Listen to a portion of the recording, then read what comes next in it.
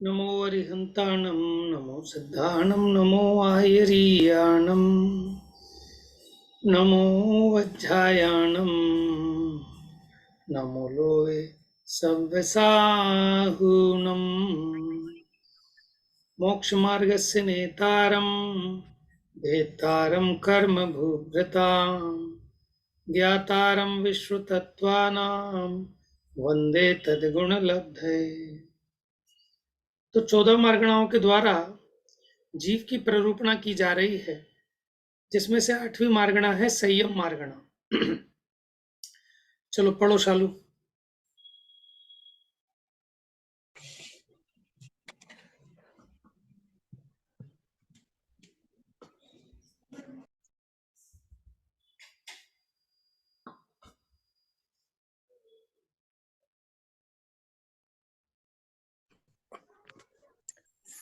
संयम मार्गणा। अहिंसा आदि 5 व्रतों को धारण करना। भैया ये ना पूरा नहीं आ रहा पेज। एक मिनट।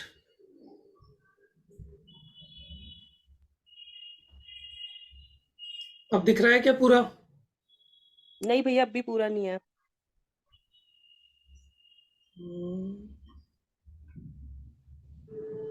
पूरा तो आ रहा है भैया, पूरा दिख रहा है। मेरे में नहीं आ रहा भैया पूरा। राइट से नहीं दिख रहा। आप अपना फोन ऐसे रख के देखो जरा, टेढ़ा करके। ठीक है भैया। अहिंसा आदि 5 व्रतों को धारण करना, इर्या आदि 5 समितियों का पालन करना, क्रोध आदि 4 कषायों का निग्रह करना, अशुभ में मन, वचन, काय रूप 3 दंडों योगों का त्याग करना, स्पर्शन आदि 5 इंद्रियों के विषयों को जीतना संयम है। इन व्रतादि को धारण करने से जीव को संयम भाव की प्राप्ति होती है, अतः इन्हें संयम कहते हैं। देखिए, ये जो बाहर की क्रियाएं हैं, इनको उपचार से संयम कहा, क्योंकि ये व्रतादि धारण करने पर जीव को संयम भाव की प्राप्ति होती है। माने इन व्रतादि को धारण करने पर इसके उपयोग की जो विशेष विशुद्धता होती है, निर्मलता होती है, तो उसमें एक कारण है। इसलिए कारण में कार्य का उपचार करके उसके कारणों को भी संयम कहा। लिखा ना, देखो, इन व्रतादि को धारण करने से जीव को संयम भाव की प्राप्ति होती है, इसलिए इन्हें संयम कहते हैं। मान जो बाहर में व्रत धारण है, समितियों का पालन है, ठीक है। आगे पढ़िए। अथवा सम्यक प्रकार से यम नियम धारण करना संयम है। बादर संजुलन कषाय का उदय होने से, सूक्ष्म लोभ कषाय का उदय होने से, संपूर्ण मोहनीय का उपशम होने से, क्षय होने से नियमतः जीव के संयम होता है। देखिए, संयम क्या है? सा उपसर्ग पूर्वक यम। यम मैंने होता है आजीवन का जो नियम लिया जाता है, उसको कहते हैं यम। और कुछ काल के लिए जो नियम लिया जाता है उसको कहते हैं नियम। सम लगाया, सम्यक प्रकार से आजीवन जो व्रत धारण किया जाता है, नियम लिया जाता है, उसको कहते हैं संयम।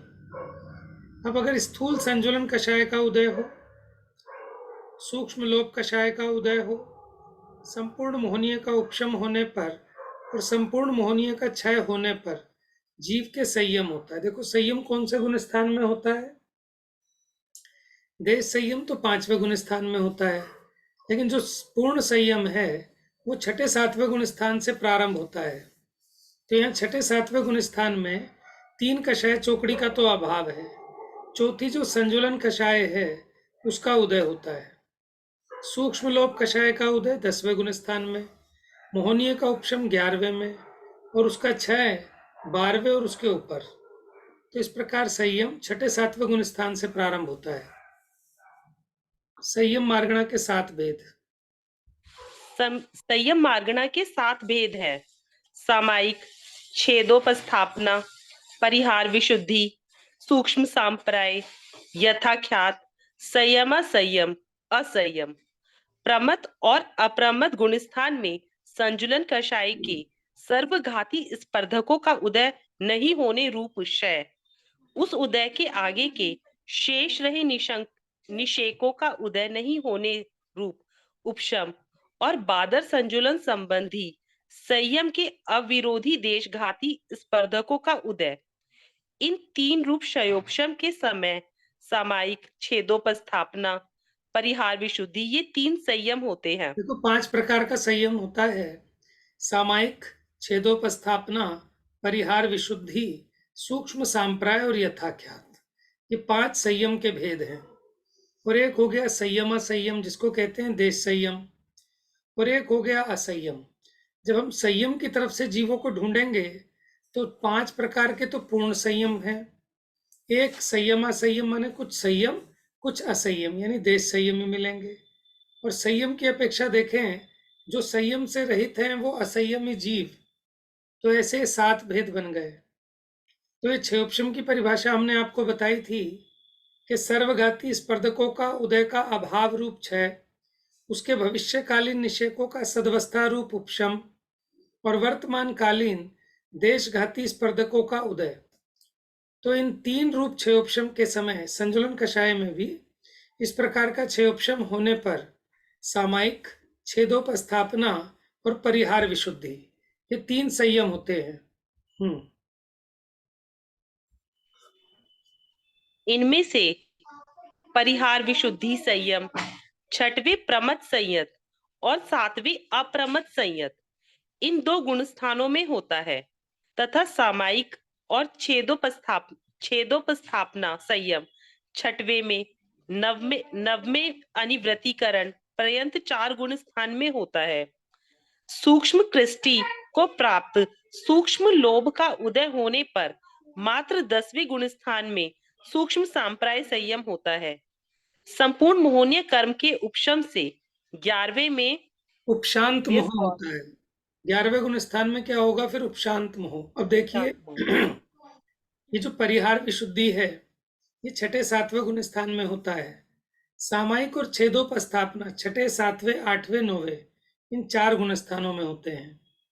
सूक्ष्म सांप्राय कि जब वो संजुलन कषाय का अति माने कृश हो जाती है और भी हल्की हो जाती है, तो बस वहां सूक्ष्म लोभ का उदय रहता है। ऐसे 10वें गुण स्थान के अंत समय में 10वें गुण स्थान में सूक्ष्म सांप्राय संयम होता है और मोहनीय कर्म का उपशम 11वें गुण स्थान में हो जाता है। तो 11वें गुण स्थान में औपशमिक यथाख्यात संयम होता है और संपूर्ण मोहनीय का 6 12वें में, उससे आगे भी है। तो 12वें 13वें 14वें में ये छायिक यथाख्यात संयम है, यानी 10वें गुण स्थान के ऊपर यथाख्यात संयम है। 11वें गुण स्थान वाले को औपशमिक और उससे आगे छायिक।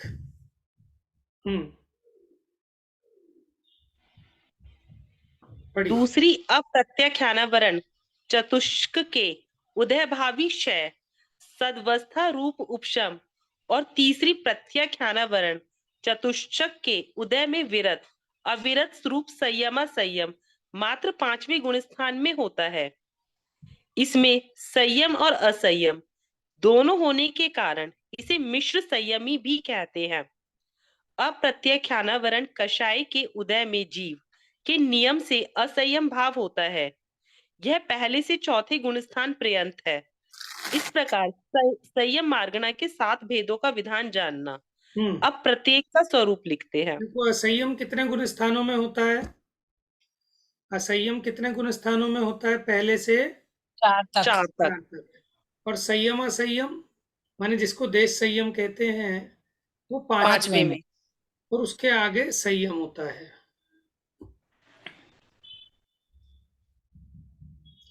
अब देखिए इनका स्वरूप बता रहे हैं। सामायिक, छेदोपस्थापन, ये सब इनको संयम अथवा चारित्र भी कहते हैं। हाँ जी, क्या है सामायिक संयम या सामायिक चारित्र? सामायिक 5 महाव्रतों का धारण, पंच समिति का पालन, 4 कषायों का निग्रह जीतना, 3 गुप्ती का पालन, 5 इंद्रियों को अपने वश में करना। इन 5 भेद रूप संयम को अंगीकार कर मैं सर्व सावध्य योग का त्याग करता हूँ। ऐसा भेद रहित समस्त पापों के त्याग रूप यम में अभेद संयम भाव की आत्मा को प्राप्ति होना सामायिक संयम है। इसके समान और कुछ नहीं होने से यह संपूर्ण सर्वोत्कृष्ट है। इसे प्राप्त करना बड़ा दुर्लभ है, संभाव ही इसका प्रयोजन है। इसमें संपूर्ण पापों का त्याग करने में समान भाव रहता है, अतः इसे सामायिक कहते हैं। ठीक है, सामायिक का मतलब है समता भाव। समता भाव रूप दशा का नाम सामायिक है। तो जब मुनिराज व्रत धारण करते हैं तो तब 5 महाव्रतों का धारण, 5 समितियों का ग्रहण, 4 कषायों का जीतना, 3 गुप्ती का पालन, 5 इंद्रियों को वश में करना, ऐसे संयम को अंगीकार करके सर्व सावध्य योग माने आरंभी हिंसा का त्याग कर देते हैं। समस्त पापों का आजीवन त्याग करने रूप ये सामायिक संयम है। क्योंकि इसमें संभाव की ही मुख्यता रहती है, इसलिए इसे सामायिक कहते हैं। दूसरा है छेदोपस्थापना। छेदोपस्थापना सामायिक संयम को धारण करने वाला जीव प्रमाद के वश से शिथिल हो जब छठवें गुणस्थान में सावध्य रूप पाप क्रियाओं आहार विहार निहार 15 आदि भेद में प्रमादों में लग जाता है, तब प्रायश्चित विधि से उनका छेदन कर पुनः स्वयं को व्रत धारणादि संयम रूप धर्म में स्थापित करता है। यह छेदोपस्थापना संयम है। छेद प्रायश्चित पढ़िए पढ़िए। छेद भैया प्रायश्चित मुझे विधि से समाप्त। हाँ जी, पूछिए। ये जो अपने मुनिराज होते हैं तो ये क्या भोजन के बाद या सुसु पट्टी जाने के बाद भी अपनी मतलब प्रायश्चित लेते हैं? हाँ जी, क्योंकि इनमें सावध्य क्रियाएं होती है ना ये, तो इसलिए अच्छा, प्रमाद में आती हैं, इसके बाद हर बार प्रायश्चित जितनी बार करते भी हैं। जाएंगे उतनी बार? हाँ जी, जब भी। अच्छा। क्योंकि मुख्यपने तो उनका काम ध्यान में अध्ययन में लीन रहने का है। उसके अलावा जो भी जहाँ सावध्य हिंसा का होने के चांसेस हैं, वो उसके लिए प्रायश्चित प्रतिक्रमण करते हैं। क्योंकि प्रतिज्ञा तो ली थी कि अपने स्वरूप में स्थित रहूंगा, लेकिन मजबूरीवश ये काम करने पड़ते हैं, तो अपने को बार बार रिमाइंड कराने के लिए कि ये मेरा काम नहीं है, इसका नाम प्रायश्चित है। नियम सारजी में प्रायश्चित, प्रतिक्रमण, प्रत्याख्यान ऐसे अधिकार हैं। तो वहां अपने स्वरूप को चेतना, अपने स्वरूप को इनसे भिन्न जानना, भेद विज्ञान की मुख्यता से, तो उसको कहते हैं सच्चा प्रायश्चित। तो भैया ये तुरंत करते हैं? जैसे मान लो अगर वो वॉशरूम गए तो वहां से आते ही तुरंत करते हैं या थोड़ी देर बाद या कभी 2-4 घंटे बाद करते नहीं हैं? नहीं नहीं, आते ही तुरंत करते हैं।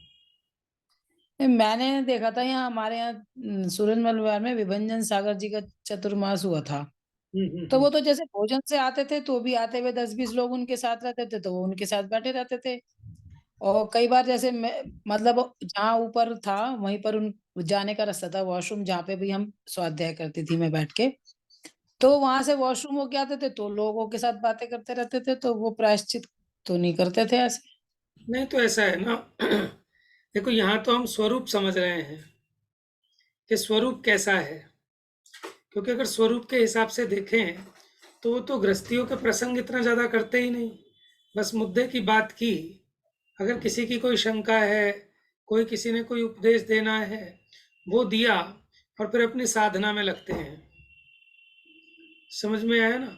तो हम व्यक्ति विशेष के हिसाब से निर्णय नहीं कर सकते। अब आज के टाइम में तो लैपटॉप, अखबार सब कुछ चलता है, मोबाइल भी चलता है, टॉवल भी चलता है, तो इसका मतलब ये थोड़ी है कि वो ठीक हो जाएगा। हाँ, टॉवल हाथ में लेते हुए वो जाते थे वो वॉशरूम और टॉवल से हाथ वाथ पूछते हुए आते थे। हाँ, तो अब चक्कर क्या है ना कि अब देखो, काल का ऐसा प्रभाव समझो या हमारा अभाग्य समझो कि जो सच्चा स्वरूप है वो हमें कहीं देखने में नहीं मिल रहा। लेकिन भले कुछ भी हो, वस्तु का स्वरूप तो नहीं बदलता, चाहे कोई भी काल हो। आचार्यों ने लिखा कि 5वें काल के अंत तक, ठीक है, सच्चे मुनिराज रहेंगे, लेकिन जिनके भाग्य होंगे उनको वो सुलभ होंगे, और अभाग्य जीवों को वो नहीं मिल पाएंगे। तो अभी भी होंगे, कहीं ना कहीं किसी क्षेत्र में किसी काल में होते ही हैं। 5वें काल के अंत तक उनकी सिद्धि कही है। हाँ, बीच बीच में गैप भी पड़ सकता है, तो हमें तो सच्चा स्वरूप इसलिए समझना जरूरी है, कल को हम मुनि पना अंगीकार करें, आर्य का पना अंगीकार करें, तो हमें इन बातों का ख्याल होना चाहिए। और वो इसलिए होती है कि आपको बार बार इस बात आपके ज्ञान में रहे कि ये करने योग्य कार्य नहीं है। आहार विहार निहार ये मजबूरी है, ये कार्य करने लायक नहीं है। पर भैया एक बात है, जैसे वो वॉशरूम होके आए, हाथ वाथ उनके गीले हुए, कुछ हुए, ठंड का टाइम है, तो जैसे महाराज कैसे पूछते होंगे अपने हाथ, कैसे सुखाएंगे अपने हाथों पूछने को? का तो है ही नहीं ना विधान। मतलब गीले ही रहेंगे हाथ पैर उनके? हाँ, वो जब सूखेंगे सूखेंगे अपने आप। ठंड चढ़ जाएगी ऐसे तो। हाँ, तो ये अंतर है ना, हम अपने हिसाब से तोल रहे हैं उनको। हम्म।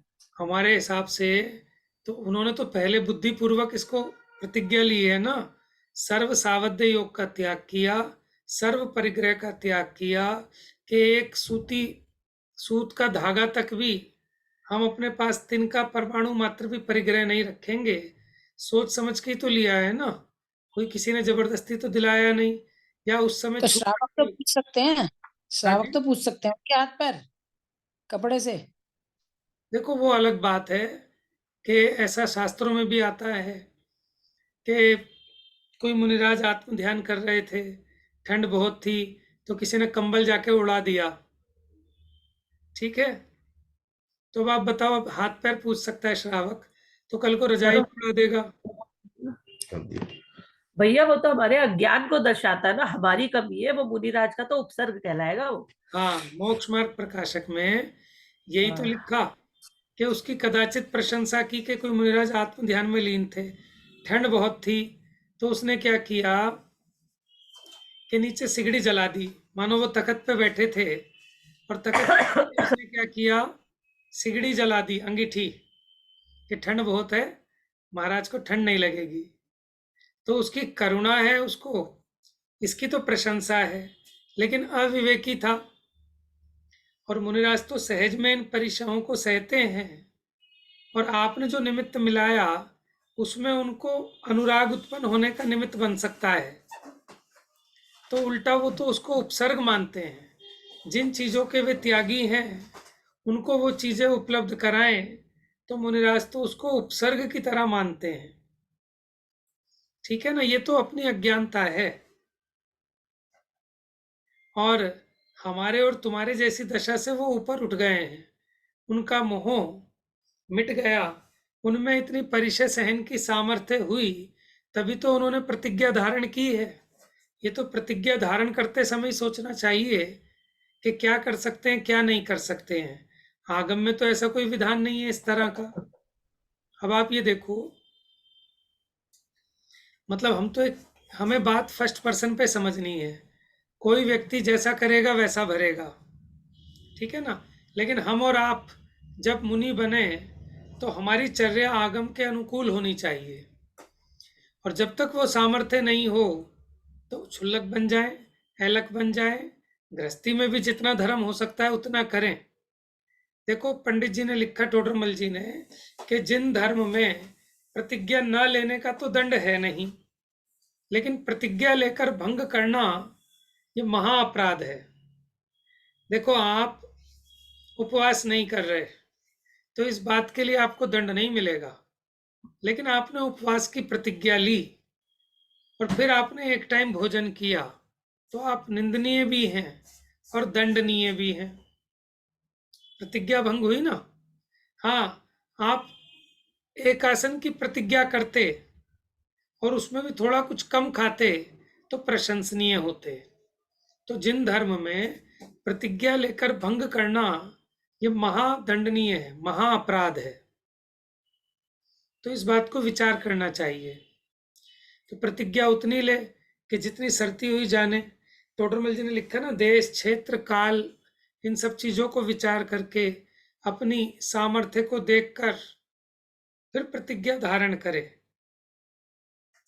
तो उन्होंने बहुत लिखा 7वें अध्याय में, चारित्र, जहाँ सम्यक चारित्र का अन्यथा स्वरूप उसकी चर्चा की है व्यवहाराभासी की, तो वहाँ इस प्रकरण को बहुत बताया है। लेकिन आप समझो ना, जिस जीव का मोह इतना मंद हो गया क्योंकि 3 कषाय चौकड़ी का अभाव है। हमारा तो एक कषाय चौकड़ी का भी ठिकाना नहीं है, लेकिन जब ये 3 कषाय चौकड़ी का अभाव हो जाता है तो परिणामों की ऐसी विशुद्धि होती है कि जो चीज कषाय जीव को कष्टकारक लगती हैं उनको कष्टकारक नहीं लगती।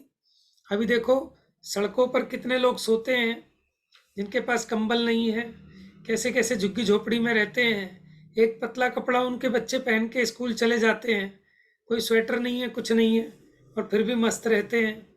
और हम इतने सुविधा भोगी बन गए कि 4-4 स्वेटर पहना के भेजेंगे बच्चों को, टोपा भी लगा के भेजेंगे, डबल डबल मोजे पहना के भेजेंगे, उस पर भी ये रहेगा ठंड ना लग जाए, और वो भी लग जाती है। समझ में आया?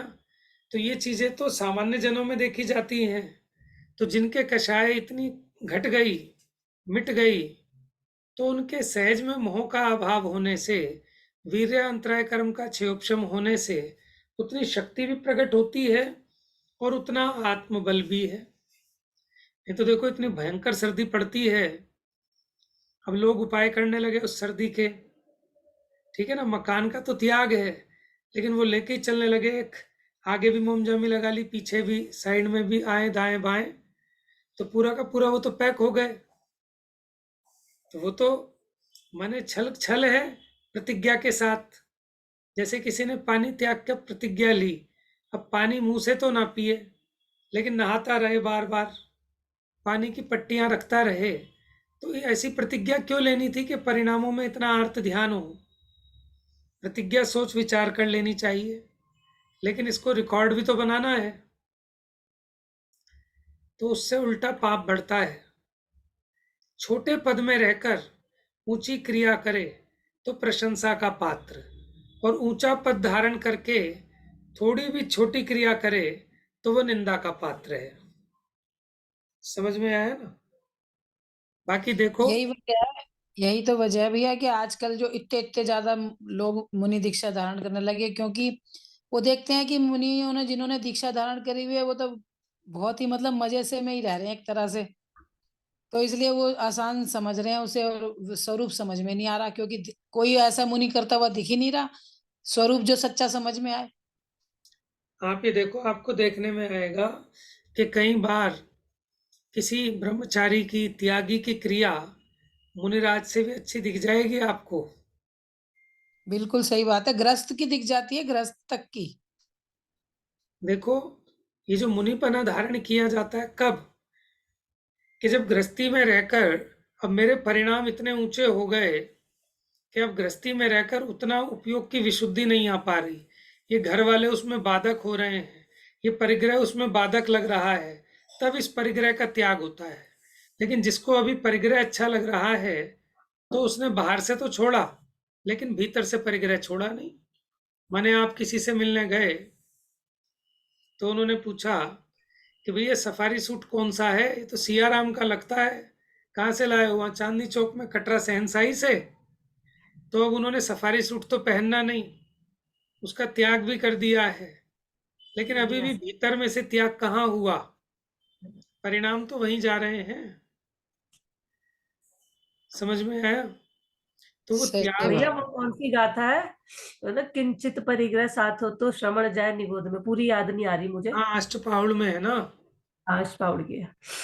वो कहते हैं अगर परमाणु मात्र भी, अगर तुष मात्र भी परिग्रह साथ हो, जन्मते शिशुवत किंचन नहीं तीर्थ हाथ में, किंचित परिग्रह साथ हो तो शमन जाए निगोद में। दोबारा से बोलो जोर से। जन्मते शिशुवत अकिंचन नहीं तिलतुष हाथ में, किंचित परिग्रह साथ हो तो शमन जाए निगोद में। जन्मते शिशुवत अकिंचन, जैसे जो बच्चा जन्म लेता है ना, क्या उसके हाथ में वो डोरी होती है? क्या तगड़ी होती है? कुछ होता है उसके पास? कुछ नहीं होता। अकिंचन, जन्मते शिशुवत अकिंचन, नहीं तिल तुष साथ में, कि तिल के बराबर भी कोई परिग्रह नहीं है साथ में। किंचित परिग्रह साथ हो तो श्रवण जाए निगोद में, मूल गाथा है अष्टपाहुड़ की। भैया बड़ी डराने वाली बात है ये तो। आजकल तो कोई भी मुनि बिना परिग्रह के दिखते ही नहीं है, मतलब हमें तो नहीं दिख रहे। ये तो बहुत ही डरावनी बात है। वो नहीं पढ़ते क्या ये चीज? पढ़ते हैं, लेकिन अब जीवों की अपनी अपनी योग्यता है, इंटरप्रिटेशन है ना। देखो, कोई लॉ होता है ना, तो उस लॉ की इंटरप्रिटेशन हर व्यक्ति अपने अपने हिसाब से कर लेता है। ठीक है ना। अब वो तो ये समझ सकते हैं कि तो डराने के लिए कह दिया, नहीं तो बहुत बिगड़ जाएंगे। ठीक है, तो हम कहें भले ना सही निगोद में जाएं, भले ही स्वर्ग में भी चले जाएं, लेकिन मुनिपना धारण करना कोई जबरदस्ती थोड़ी था। किसी ने कोई जबरदस्ती तो नहीं की ना। आप ये देखो, आपने अपना 4 कमरों का घर तो छोड़ा, लेकिन 400 कमरों की धर्मशाला बनाने लगे। समझ में आया? अपने रहने के लिए घर बनाते तो 100 गज का, 200 गज का, और अब त्याग करने के बाद अगर हम 2000 का प्रोजेक्ट बनाने लगे हैं, तो इससे तो हम घर में ही अच्छे हैं। समझ में आया ना। तो ये तो अपना स्वयं का निर्णय है कि हमें किस काम के लिए क्या करना है। देखो, अगर खाली नाम के लिए करना है, रिकॉर्ड के लिए करना है, तो बात अलग है। लेकिन अपनी परिणामों की विशुद्धि के लिए करना है, तो समझदार व्यक्ति पहले तो घर में रहकर ही अपने परिग्रह को घटाएगा, इसको सीमित करेगा, और जब अपने आत्म परिणामों में मजबूती आ जाएगी, तो जब वो कहेगा कि जब मैं अपने बच्चे छोड़ के आया हूं, तो फिर दूसरों के बच्चे क्यों पालूंगा। जब मैंने हाँ, अपनी खुद की संपत्ति छोड़ दी, तो मैं दूसरों की संपत्ति क्यों संभालूं। वो तो उनसे बचेगा। मैं एक्चुअली अपने में घर भैया, के लिए तो घर नहीं बना रहा, दूसरों के लिए धर्मशाला क्यों बनवाऊं। मुनि दशा धरी तो ली तो अपने उद्धार के लिए थी, हाँ, बट अपना उद्धार तो छोड़ दिया, जन कल्याण में लग गए। तो जन कल्याण भी कहाँ है वो। तो पॉलिटिशियन भी करते हैं। हाँ, वो अगर जन कल्याण सेवक बन जाना था। नहीं, समाज सेवा भी नहीं है वो। हाँ। वो समाज सेवा नहीं है। जितने जन सेवक हैं, ये तो हम्म। लुटेरे हैं, जो तो जन सेवक कहते हैं, ये हम अपने मुंह समाज से नहीं कह सेवक सकते, कहते काम हैं। तो वही हो रहा है। हैं? काम तो वही हो रहा है। आप ये देखो ना, जितनी पुराने टाइम की फिल्में थी, उसमें प्रेम चोपड़ा क्या होता था, समाज सेवक, समाज जन सेवा। सेवक। अमरीश पुरी जन सेवक, सदाशिव अमरापुरकर जन सेवक, वो टोपी मतलब पहन इतना के। इतनी होड़ है कि 2-2 साल 3-3 साल से विहार ही नहीं कर रहे, एक ही जगह पे ही रुके हुए। देखो, मुझे तो ये बात कहनी है कि गृहस्थी में रहते हुए जीव 5वें गुण स्थान तक की शुद्धता को प्राप्त कर सकता है। ठीक है ना। अब जब उसके परिणामों में बहुत वैराग्य उत्पन्न होता है, तब वो परिग्रह का त्याग करके मुनि दशा धारण करता है। अब अगर अंदर में वैराग्य नहीं आया और हमने कपड़े छोड़ दिए, तो क्या होगा कि कर्म बंध घटने की बजाय और बढ़ जाएगा, आसक्ति घटने की बजाय और बढ़ जाएगी। जैसे उदाहरण दिया कि किसी का मोटा पाप तो छूटता नहीं हो, और छोटा पाप छोड़े, तो वो हंसी का पात्र भी होगा और भ्रष्ट भी होगा। कैसे? जैसे किसी का परिस्त्री सेवन तो ना छूटता हो, और वो स्व स्त्री का त्याग करे, तो वो हंसी का पात्र है। माने मोटी हिंसा तो आपको, माने जिसको खड़ा हुआ व्यक्ति तो दिख नहीं रहा, उसको क्या दिखेगा। अब जैसे कोई अचार तो खाए, क्या कहा, अचार तो खाए, लेकिन मुंह पे पट्टी इसलिए बांधते हैं कि जीवों की हिंसा हो जाएगी। पानी को फेंकते नहीं, उस पानी को सुखाते हैं, क्योंकि एक बूंद भी पानी फेंकना नहीं है। लेकिन वो ब्रेड जिसमें इतने जीव पड़ते हैं, ब्रेड में अनेकों जीव पड़ते हैं, 30 जीवों का घात होता है, उनको खाने से परहेज नहीं है। हेलो। अच्छा अच्छा अच्छा, बस 5 मिनट में पहुंच रहा हूँ मैं। ठीक। तो मेरे कहने का तात्पर्य ये है कि जो हिंसा आदि का त्याग होता है ना, वो भी क्रम से होता है। आपकी 4 फैक्ट्रियां हैं, पहले कौन सी फैक्ट्री बंद करोगे, जिसमें रोज का 10,000 का घाटा है उसको, या जिसमें 1,000 रुपए का डेली का घाटा है उसको। कि पहले जिसमें डेली 10,000 रुपए का नुकसान हो रहा है, पहले उस फैक्ट्री को बंद किया जाएगा। तो पहले मोटी हिंसा को छोड़ा जाता है, फिर छोटी हिंसा का त्याग होता है। लेकिन अगर हमें नाम करना है या हमारा कोई और प्रयोजन है, तो हम बड़े पाप तो छोड़ते नहीं, छोटे पाप छोड़ते हैं। जैसे बाहर के लोग कहते हैं ना कि पानी पीवे छान के और कीड़े मारे जान के। लोग चिढ़ाते हैं कि पानी तो छान के पिएंगे और फिर ये ओडोमॉस लगाएंगे। समझ में आया? या कई लोग वो जो मॉस्किटो मारने वाला वो होता है ना, रैकेट, रैपलर, बड़ी वो होटल्स वगैरह में लगा होता है जिसमें मक्खियां आके मर जाती हैं, तो उसका भी प्रयोग करते हैं। तो हंसी के पात्र होते हैं कि पहले जिसकी जगत निंदा करता है, पहले तो वो काम छोड़ना चाहिए, उसके बाद छोटे पाप छूटते हैं। समझ में आया ना? क्योंकि उसको प्रयोजन समझ में नहीं आ रहा कि किस लिए छोड़ना है, क्यों छोड़ना है। कोई जबरदस्ती है क्या? किसी ने जबरदस्ती कहा है कि आपको बड़ी प्रतिज्ञा लेनी है कि आप पे जितनी निपटी हो, जिससे अपने परिणाम ऊपर चढ़ते रहें, उतनी प्रतिज्ञा करनी। समझ में आया ना? आप गृहस्थी में रहते हुए 11 प्रतिमाएं तक धारण कर सकते हैं। क्षुल्लक और ऐलक ये भी श्रावक की उत्कृष्ट दशाएं हैं, और वो भी मुनि जैसी चर्या पालन करते हैं, लेकिन उत्तम श्रावक हैं। ऐलक सिर्फ एक लंगोटी तो रखते हैं। अब आदमी को क्या लगता है कि जब पूरी की पूरी मेहनत वही करनी है, सारे नियम संयम वही है, तो सिर्फ एक लंगोटी के पीछे क्यों मैं ऐलक कहलाऊं, मैं तो महाराज कहलाऊंगा। तो उसका प्रयोजन ही चेंज हो गया। प्रयोजन आत्म कल्याण का था, नाम का नहीं था। तो वो तो फिर अंधी दौड़ है, हमें उस दिशा में नहीं जाना। उससे तो अननेसेसरी अपने को भी पाप बंद होता है किसी व्यक्ति विशेष के बारे में सोचने से। हमें तो अपने बारे में सोचना है कि हमें कब कौन सी प्रतिज्ञा लेनी, इसका भली प्रकार विचार करना अपनी शक्ति देखकर। और अगर प्रतिज्ञा लें तो ऐसी लेना कि जिससे परिणाम ऊपर ऊपर चढ़े, परिणाम गिर जाएं, ऐसी प्रतिज्ञा लेने का फायदा नहीं है। समझ में आया ना? तो जगत में तो ऐसे ही चलेगा कि पंचम काल इसी को तो कहते हैं। 2-3 दिन पहले मैंने किसी चीज में एक कोटेशन पढ़ी थी कि नियम लो बहुत चतुराई से और निभाओ पूरी ईमानदारी से। हाँ, जब तक स्वरूप ही नहीं समझेंगे अपन, तो फायदा कुछ नहीं है ना उस नियम का। क्योंकि हाँ। मान कषण के कारण नियम तो 3600 ले लो, फिर बाद में आसक्ति के कारण राग घटे ना अपना, फिर बिल्कुल। उस नियम को तोड़ते फिर अपने परिणाम खराब करते हैं। ज्यादा पाप बंद होता है। जीव उसमें को ज्यादा ऐसा पाप लगता है कि मैं जेल में पड़ गया।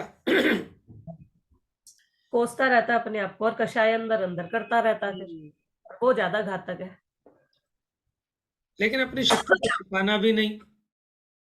अल्टीमेटली भाई वो दशा तो अंगीकार करनी है, उसके बिना तो मुक्ति है नहीं। लेकिन कब करना, ये अपने को विचार कर किस प्रयोजन से करना।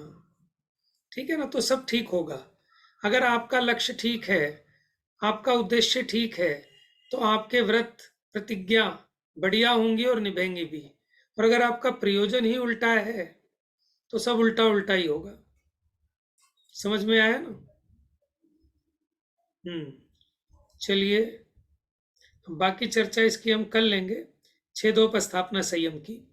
तो ये विषय बहुत इंपॉर्टेंट है, क्योंकि देव शास्त्र गुरु की श्रद्धा को सम्यक दर्शन कहते हैं। और सच्ची श्रद्धा तभी हो सकती है कि जब हम देव का, शास्त्र का और गुरु का सच्चा स्वरूप समझेंगे, तभी सच्ची श्रद्धा हो सकती है। अगर हमें स्वरूप ही नहीं पता, तो हमें श्रद्धा कैसे होगी, भक्ति कैसे होगी? ठीक है ना? तो उसकी विशेष चर्चा फिर कल करेंगे। जा वाणी के ज्ञान से सूझे लोकालोक, सो वाणी मस्तक नमो सदा देत हूँ धोख।